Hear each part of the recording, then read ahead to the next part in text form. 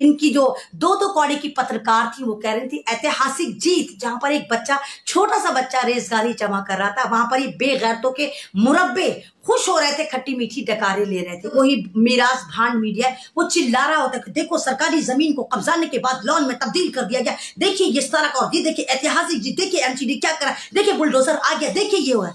क्या तरीका है ये? हम छोनी कक्का पुलिस हैं, हम तो निप्पिल पीते हैं, हमें तो पता ही नहीं कि तीर क्या होता है, त्रिशूल क्या होता है, बंदूकें क्या होती हैं, तमंचे क्या होते हैं, भाले क्या होते हैं, गदाले क्या होती है। हमें तो ये भी नहीं पता कि जब मुल्ले काटे जाएंगे राम राम चिल्लाएंगे, इसका मतलब क्या होता। हमें तो लगा मिलॉर्ड जब मुल्ले काटे जाएंगे तो राम राम चिल्लाएंगे, ये अच्छा मैसेज है। जिस तरह आप भारत में देख रहे हैं, या एक तरह से कह दीजिए अब इस वक्त जो है हम दिल्ली में देख रहे हैं, एक बुलडोजर का बड़ा ट्रेंड चल रहा है। आप भी शायद स्ट्रीम चैनल पर चैनल बदलते होंगे, हर चैनल पे आपको सिर्फ यही नजर आता होगा कि जेसीबी यहाँ चली गई, जिहाद कंट्रोल बोर्ड आज यहाँ चला गया, जिहाद कंट्रोल बोर्ड ने आज ये कर दिया। तो ये चल क्या रहा है? जिस तरह आपको पता हो कि कल शाहीन बाग में बाकायदा प्री प्लान ये बुलडोजर आता है, उत्पाद मचाता है, और 15 दिन पहले जिस तरह नरेटिव सेट करा जाता है, गोदी मीडिया हलक फाड़ फाड़ कर चिल्लाता है कि देखिए शाहीन बाग में लीगल इलीगल जो प्रॉपर्टी है उसको ध्वस्त करा जाएगा। सवाल ये बनता है कि इस वक्त भारत में क्या आपको लगता है कि सिर्फ जो मुद्दा है वो बुलडोजर है? क्या आपको लगता है कि भारत में वैध अवैध इस वक्त मेन मुद्दा है? क्या आपको लगता है कि भारत में सिर्फ मुल्ले, अजान, हिजाब, हलाल, हराम, हनुमान चालीसिया, दलित, मुसलमान ये मुद्दा है? क्या भारत इतना खुशहाल हो चुका कि सबके पास रोजगार है और सबके पास करने को कुछ नहीं है, बस अब वो अपनी जिंदगी के आखिरी पड़ाव में सफर कर रहे हैं, और जहां पर इंसान मजहब को याद करता है? आपको लगता है कि ऐसा है? जिस तरह बुलडोजर का गलत इस्तेमाल इस सरकार में करा जा रहा है, और जिस तरह बुलडोजर को एक तरह से प्रमोट करा गया और ब्रांड एम्बेसडर योगी जी को बनाया गया, उन्होंने कहा कि हम बुलडोजर देख लेंगे, बुलडोजर देख लेगा, बाबा का बुलडोजर आ जाएगा, बाबा का बुलडोजर ऐश करेगा, और 80-20 का जो एक गूंज दी गई उत्तर प्रदेश के, उसके बाद ये बुलडोजर कहाँ जाता है? मध्य प्रदेश जाता है, फिर राजस्थान जाता है, और फिर मुख्तलिफ जगह जाने के बाद इस बुलडोजर का रुख जो है वो दिल्ली की तरफ कर दिया जाता है, और दिल्ली को फिर वही बनाने की साजिश है जो दिल्ली दंगों में बनाया गया। जैसे आपने देखा कि मुसलमानों के पवित्र त्योहार रमजान में जिस तरह जहांगीरपुरी में खास कम्युनिटी को टारगेट करा जाता है, रमजान में बिना बताए एक शोभा यात्रा निकाली जाती जबकि उसकी कोई परमिशन नहीं थी। जिस तरह वो एक ऐसी यात्रा निकाली जाती है जिसकी गूंज, जिसका मकसद सिर्फ मुसलमानों को क्षति पहुंचाना था, मुसलमानों को उकसाना था, और जहांगीरपुरी में किसी न किसी तरह मुसलमानों को मारना था, और उस यात्रा की परमिशन नहीं थी। शोभा यात्रा की आड़ में एक आतंकवाद यात्रा निकाली जाती है, और दिल्ली पुलिस जो इस वक्त गिरगिट पुलिस हो चुकी उसने भी माना जब अदालत ने उसको फटकार लगाई, जब कोर्ट ने उसको फटकार लगाई कि मी लॉर्ड हमें परमिशन नहीं थी कि हम इस यात्रा को निकलने देते, लेकिन क्योंकि ये लोग निकालना चाहते तो रास्ता का मामला, रास्ता के मामले में तो आपने राम मंदिर भी बनवा दिया था, तो इसलिए हमने इन लोगों को निकालना दिया। मी लॉर्ड हमने ये भी चेक नहीं करा क्योंकि हम छोनी कक्का पुलिस हैं, हम तो निप्पिल पीते हैं, हमें तो पता ही नहीं कि तीर क्या होता है, त्रिशूल क्या होता है, बंदूकें क्या होती हैं, तमंचे क्या होते हैं, भाले क्या होते हैं, गदाले क्या होती है। हमें तो ये भी नहीं पता कि जब मुल्ले काटे जाएंगे राम राम चिल्लाएंगे, इसका मतलब क्या होता। हमें तो लगा मी लॉर्ड जब मुल्ले काटे जाएंगे तो राम राम चिल्लाएंगे, ये अच्छा मैसेज है कि तमाम लोग राम राम करेंगे। हमें तो अच्छा लगा कि जब दिल्ली में अधर्मी अपनी संसद सजा रहे थे, जब नफरती चिंटू नफरतें बांट रहे थे, हमें तो ऐसा लगा ये तो बहुत अच्छा कह रहे हैं। वो लोग जिन्होंने आज तक एक चूहे का बच्चा पैदा नहीं करा, वो दिल्ली में अधर्मी एक तरह का भौकाल मचाते हैं और एक उन्वान करते हैं। वहां पर एक नफरती चिंटू, आपको पता होगा सुदर्शन टीवी का मालिक भी आता है, और बाकायदा एक कसम ली जाती है और जिसमें कहा जाता है हम यहाँ पर हिंदू राष्ट्र बनाएंगे, हम मुसलमानों को मारने के लिए हथियार तकसीम करेंगे। और दिल्ली पुलिस कहती है मी लॉर्ड हमें नहीं पता कि ये जो तलवारें होती हैं इनका कोई काम भी होता है, हमें तो लगा ये वैसी चमकदार वैसी सामान है, शो पीस का सामान है, वैसे ये भगवा बंदर बांट रहे हैं।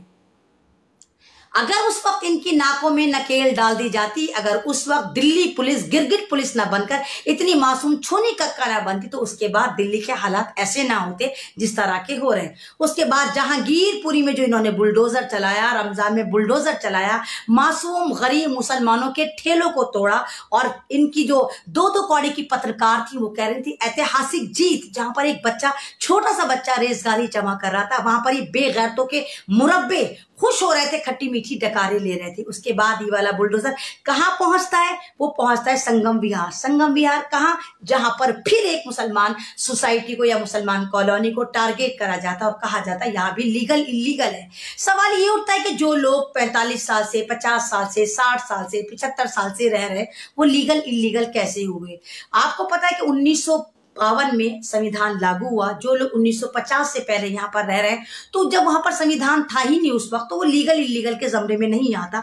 और कोई भी झोपड़ी, कोई भी ठेला, ये लीगल इलीगल नहीं होते। गरीबों का कोई मजहब नहीं होता, ना इनका कोई ईमान होता है। इनका ईमान बस यही होता है कि रोजी रोटी करते हैं, कमाते हैं, अपने बच्चों को खिलाते हैं। लेकिन वहां भी इस एक तरह के बुलडोजर के आतंकवाद ने पूरा उधम काटा, बहुत ज्यादा डेमोलेशन करा गया, मुसलमानों को फिर टारगेट करा गया, और फिर इनका मीरास भांड मीडिया वहां भी ऐतिहासिक जीत दिखाता रहा। और इस बीच में इनका एक नैरेटिव चलता रहा कि शाहीन बाग, शाहीन बाग, शाहीन बाग, शाहीन बाग में लोगों ने कब्जा कर लिया। और एक ऐसी वीडियो भी बाकायदा वायरल करवाई गई जिसमें कहा गया कि तमाम लोग बांग्लादेशी हैं। ना मालूम किन 5 बांग्लादेशियों को पकड़ लिया जो सचमुच बांग्लादेशी थे, और वो भारत में स्टैंप लगवाने के लिए कहीं उनको और जाना था, वो यहाँ पर स्टे करे हुए थे, और बाकायदा उनको चिन्हित करके पकड़ा जाता और एक वीडियो बना के 30-35 मिलियन चलाया जाता और कहा जाता कि शाहीन बाग में रहने वाले तमाम के तमाम लोग बांग्लादेशी हैं। पूरा नैरेटिव सेट करा जाता है, हम जाएंगे, हम शाहीन बाग तोड़ेंगे, हम मुल्लाओं को ये करेंगे, हम मुल्लाओं को ये करेंगे,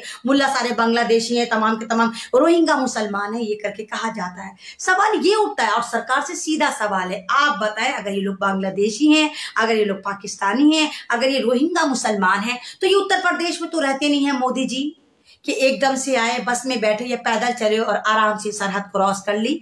इनको पासपोर्ट भी इश्यू होगा। चलिए, आपने माना कि इलीगल तरीके से भारत के अंदर एंट्री करके आए, तो क्या यहाँ पर आप हमारी सेना की प्रतिष्ठा पर सवाल उठा रहे हैं? क्या आप हमारी सेना को जलील कर रहे हैं? आप हमारी सेना जो वहां पर मर खप रही है, भारत की सरहदों की हिफाजत करें, आप उसको टारगेट कर रहे हैं।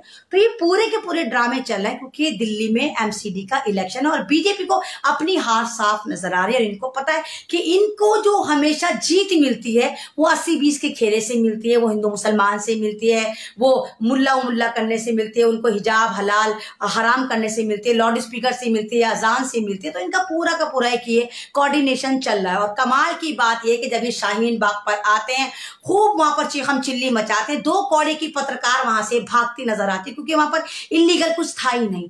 एक बिल्डिंग थी जिसको बाहर से पेंट करा जा रहा था, वहां पर पूरी की पूरी शटरिंग हुई थी, तो 2 कौड़ी की पत्रकार वहां दिखा रही, देखिए देखिए देखिए ये इलीगल है, ये देखिए देखिए देखिए इलीगल है। बाद में अमानत साहब जो आप पार्टी के एमएलए हैं और ओखला के ही विधायक है, उन्होंने खुद उसको खुलवा दिया और कहा कि यहाँ पर कुछ भी चीज इलीगल नहीं है, अगर इलीगल है तो वो खुद उस चीज को तोड़वाएंगे। तो यहां से शाहीन बाग की इन्होंने मुंह की खाई। मुंह की खाने के बाद ये लोग अच्छे से जलील होकर आज पहुंच जाते हैं एनएफसी में। ये लोग पेड़ तोड़ देते हैं, बहुत सारी वहां पर कोठियां हैं, कुछ मुस्लिम की भी हैं, कुछ नॉन मुस्लिम की भी हैं। वहां पर कोठियों के बराबर में जो एक हरियाली करने के लिए पेड़ लगाए जाते हैं, उनको तोड़ दिया जाता है, काट दिया जाता है। और बाकायदा फिर इनका जो वही मीरास भांड मीडिया है वो चिल्ला रहा होता है कि देखो सरकारी जमीन को कब्जाने के बाद लॉन में तब्दील कर दिया गया, देखिए ये सारा का, ये देखिए ऐतिहासिक जी, देखिए एमसीडी क्या करा, देखिए बुलडोजर आ गया, देखिए ये हुआ। क्या तरीका है ये? तो कौड़ी के पत्रकार हैं, कमाते तो ये लाखों करोड़ों हैं, लेकिन जनता की नजर में इनकी औकात 2-2 कौड़ी की है। ये वो ऐसी आत्माएं हैं जिनका जिस्म मर चुका है, जिनकी रूह मर चुकी है, और ये भटकते फिर रहे हैं। इनको लिहाज नहीं है कि कर क्या रहे हैं।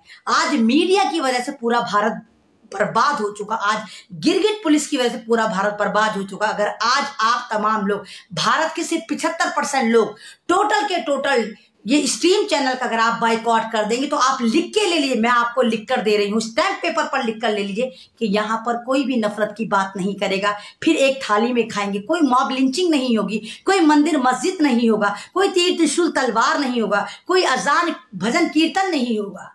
तो ये सारे ड्रामे चल रहे हैं, सत्ता को लूटना चाहते हैं। जिस तरह आपको पता है कि आरएसएस को 100 साल होने वाले हैं। सन 2023 में आरएसएस को बने हुए, इस आतंकवादी संगठन को बने हुए पूरे 100 साल हो जाएंगे। ये उसका ही ड्रामा है। किसी भी तरह भारत को लूटना है, खसोटना है और पूंजीपतियों को और पूंजीपति बनाना है। जिस तरह आपने देखा अंबानी, अदानी किस तरह एकदम लाइमलाइट में आ गए। अदानी जो इतना इतना बड़ा नाम नहीं था कि वो दुनिया के 5वें नंबर पर आता इमारत में, दौलत में, उसको अमीर बना दिया गया। भारत की